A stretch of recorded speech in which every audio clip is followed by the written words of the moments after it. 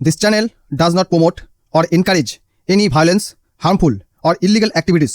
All content provided by this channel is meant for educational purpose only.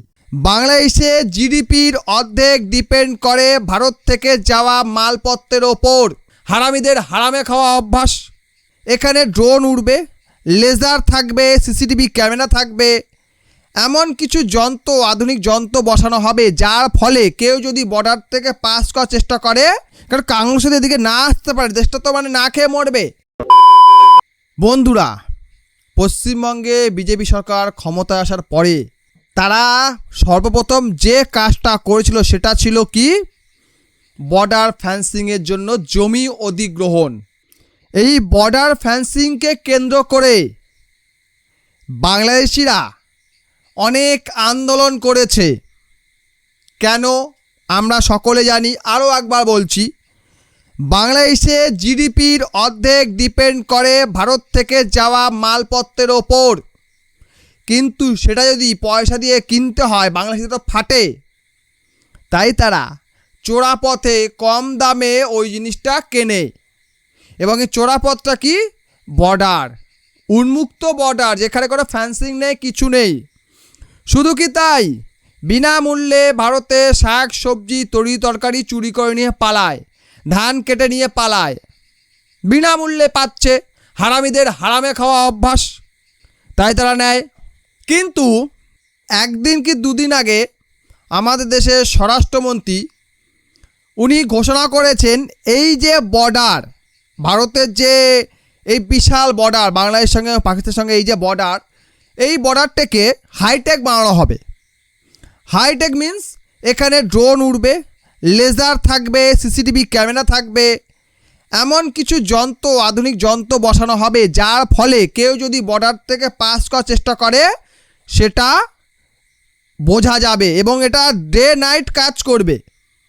এমন নয় যে শুধু দিনের বেলায় পাবো ছবি, রাত্রেবেলা পাবো না, এমন নয়। থার্মাল ক্যামেরা থাকবে, ওখানে কিছু একটা পাস করলে বোঝা যাবে যে ভাই কিছু একটা যাচ্ছে, বোঝা যাবে।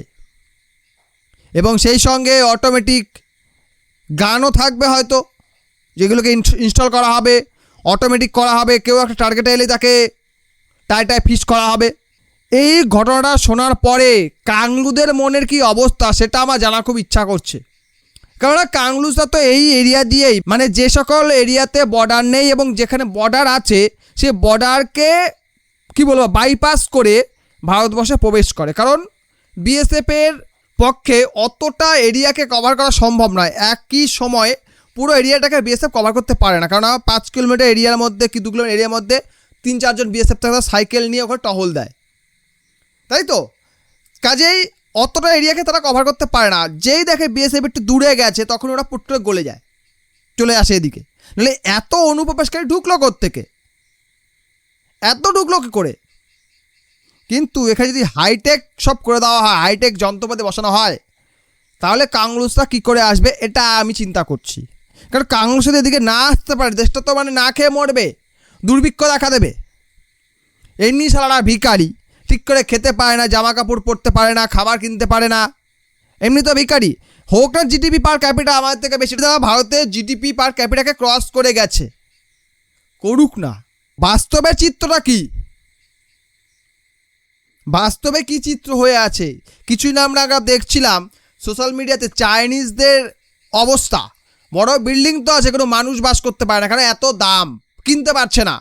তারা সেই ঝুপড়ির মধ্যে বাস করছে, তারা ওই যে কোনোভাবে জীবন কাটাচ্ছে, ছোট ঘরের মধ্যে থাকছে, অথচ বড় বড় বিল্ডিং ফাঁকা হয়ে পড়ে আছে। কেন?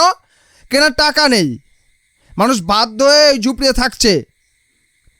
তাদের ম্যাক্সিমাম মানুষই ওই কষ্টের জীবনযাপন করছে, 12 ঘন্টা 14 ঘন্টা কাজ করছে, কষ্ট করে শ্রম করে 2 টাকা উপার্জন করে কোনো মতে বেঁচে আছে। কিন্তু বাংলাদেশের কাছে সেটাও উপায় নেই।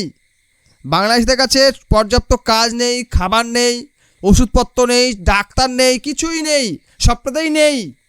শিক্ষা নেই, স্বাস্থ্য নেই, খাদ্য নেই, বাসস্থান নেই, কি আছে? তারা তো এদিকে পালিয়ে আসার চেষ্টা করবেই। তারা মেনলি এখানে এসেছিল কেন, বাংলাদেশিরা ভারতবর্ষে এসেছিল কেন?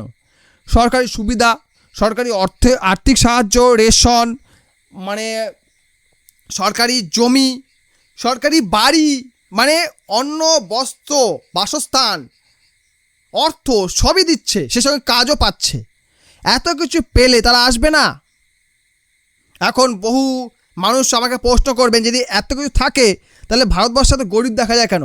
ভাই, ভারতবর্ষে সেই গরিব যার কাজ করার ইচ্ছা নাই, যে কাজ করতে চায় না। যদি ন্যূনতম একটু কাজ করার ইচ্ছা থাকে, মাস গেলে 15-18 টাকা ইনকাম করার কোনো ব্যাপার না, আরামসে সে করতে পারে। ন্যূনতম ইচ্ছা থাকলে সেটা করতে পারে। যদি খুবও কুড়ে হয়, খুব কুড়ে মানুষও হয়, তাও সে করতে পারে। কিন্তু যার একদমই করার ইচ্ছা নেই, যে ভাবে ফকটিসে পেলে ভালো হয়, ফ্রিতে পেলে ভালো হয়, সে আর কী করবে জীবনে? তার কথা বাদ দেন, তার কথা ধরে লাভ নাই। কিন্তু বাংলাদেশে বহু মানুষ আছে যারা কাজ করতে চায়, কারণ ওখান থেকে যারা এখানে এসেছিল সকলতে আর ফকটিসে খাচ্ছিল না, কিছু লোক কাজ করেও খাচ্ছিল, সরকারি সুবিধা পাচ্ছিল ঠিকই, কিন্তু সেই সঙ্গে কাজও তো করছিল। অর্থাৎ তাদের কাজ করার ইচ্ছা আছে, কিন্তু তারা কাজ পায় না, তাই তারা এপাশে পালিয়ে এসেছিলো। সেই সঙ্গে মৌলবাদীদের সাপোর্ট, বলছে যাও ওখানে কোনো গণ্ডগোল করতে পারলে আমি তোমার টাকা দেবো, বা আরও ভালো সোনায় সোহাগা, এটা তো আমার দেশ নয়, তো আমি যদি গণ্ডগোল করেও দেই কী বয়ে গেছে, আবার পালিয়ে যাব, আমি আবার বাড়ি পালিয়ে যাব, এই হচ্ছে ব্যাপার। কিন্তু বর্তমানে ভারত সরকার যে স্টেপ নিল, সমস্ত বর্ডারকে ফেন্সিং তো করা হবে, সেই সঙ্গে ইনফ্রারেড ক্যামেরা বসানো হবে, আর ড্রোন উড়বে, লেজার থাকবে, এত কিছু করলে বাংলাদেশি চোরাকারবারিরা কী করবে? ও তো না খেয়ে মরবে। এবং সিপিএম এসে কী বলবে, দেখো ভারত এখানে হাইটেক যন্ত্রপাতি বসিয়েছে, এরা বর্ডার পারাপার করতে পারে না, না খেয়ে মরছে, মোদি সরকার জবাব চাই, জবাব দাও। সিপিএম এটাই বলবে, বলবে না? ওরা তো মানবতার পক্ষে থাকে না। এখন আপনি প্রশ্ন করতে পারেন, কথা হচ্ছিল বাংলাদেশে এখানে সিপিএম ঢুকলো কেন? ভাই, আমার এর মধ্যে ও ঢুকে যায়, আমি বুঝতে পারি না, আমি ঢুকিয়ে দেই, ঢুকে যায় কোত্থেকে নিয়ে বুঝতে পারি, ঢুকে যায় আর কি, ব্যাপারটা এরকম। তো সে যাই হোক, এখন বক্তব্য হচ্ছে এটাই, যেহেতু ফ্যান্সিং হচ্ছে এবং সেই সঙ্গে হাইটেক হচ্ছে এবং বাংলাদেশি চোরা কারবারিদের, অনুপ্রবেশকারীদের ঘুম উড়ে গেছে। ভারত সরকারের এই পদক্ষেপ নিয়ে আপনি কি মনে করেন কমেন্টে জানাবেন। ভিডিওটি ভালো লাগলে লাইক করবেন, বন্ধুদের সঙ্গে শেয়ার করবেন, এই চ্যানেল নতুন হলে সাবস্ক্রাইব অবশ্যই করবেন। ভিডিও দেখার জন্য অসংখ্য ধন্যবাদ।